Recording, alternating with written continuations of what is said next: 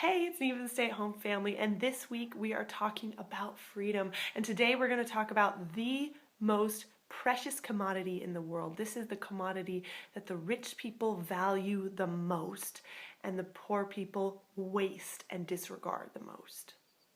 Have you figured it out?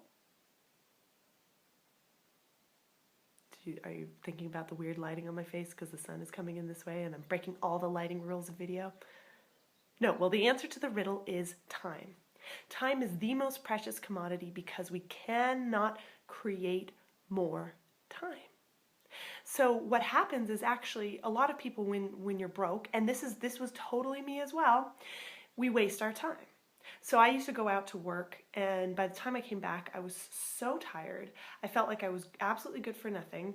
I was worried, I was nervous, I was anxious about life, about the fact that I was drowning in debt, about the fact that I had less money than my actual budget every single month. I was like, well, oh, that's my child crying. Don't worry, he's got his dad. And I would worry all the time. So in order to drown out those worries and those thoughts, I would flick on the TV. Or I would go to bed and sleep for 10 hours at night because it was just a numbing process, a process of not dealing with how I was feeling. And what it meant was I would be bored. Like if I found myself suddenly with extra time, I'd be like, well, what do I do? I don't know. But what's really interesting is as I got onto a process of self-discovery, of creating an income, of creating a home-based income, I actually discovered that time was way more valuable. Because as I started to want to work on a business, I was like, okay, I've got to create time. And I had all this extra time that I was spending watching TV and frittering away. And I was like, okay, well, I can, use some of this extra time. But then once I started to do that, then I wanted to be more deliberate about reading. I wanted to be sewing. I wanted to be doing all these things that I'm really interested in. I wanted to be going out for walks. I wanted to be spending quality time there with my children. And the more of the things that I realized that I really want, the more I realized that, wow, I only have 24 hours in a day, And so what I did is as my money was going up, I was still only working about 3 hours a day, which is less than I've ever worked in a job. But it still has felt like time is like the most precious commodity in our house. So we schedule everything. My work is scheduled so that it's going to be the most efficient, so that I can turn off my computer when I'm done and I'm not thinking, oh gosh, I got to do this, I got to do this, I got to do this. Because, when you're working online, you could just be online doing stuff all day. So I've gotten very deliberate about my time. And this is the best way to start in looking at time freedom, in looking at how you're spending your time, is start to look at how much extra time you have. Because you probably have an abundance of it somewhere. And you're probably thinking, oh, those rich people sit around and do nothing all day. But a lot of the rich people are completely in time debt. Like a lot of the rich people have to spend 8 to 10 hours every single day in order to keep up their wealth. So what really we're looking for is we're not looking for being rich. We're looking for being free. And in being free, that also means being free with our time, which means we have to be deliberate with our time. So what I do is I schedule everything that I do on this computer. And I have a million ideas, I have a million projects, and do you know what? If it's not on my schedule, I know I've put it on my schedule tomorrow. And I can close the computer and then I can go be deliberate at spending time with my children. You heard my son crying there at the beginning of this video.